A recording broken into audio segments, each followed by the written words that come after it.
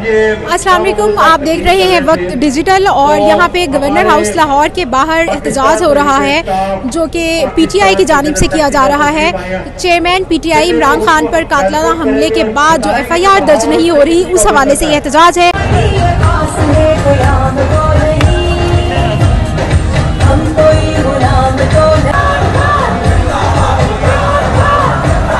यहाँ पे जो पार्टिसिपेंट्स हैं, कुछ उनसे बात करके देखते हैं कि आप मुझे ये बताएं कि आपको लगता है कि एहतजाज रंग लेके आएगा आपका? मुझे यही लगता है कि इतने सालों से इमरान खान जो कोशिश कर रहे हैं वो इसी तरह के, हमने सीधे तरीके से काम करना है। इनकी तरह कोई लाठी चला के, कोई गोलियां चला के काम नहीं करना।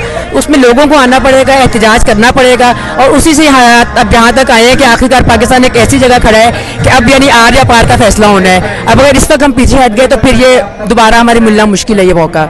तो इसलिए लोगों से फ़र्क तो पड़ता है, एहतजाज से फ़र्क मेरे ख्याल में तो पड़ता है।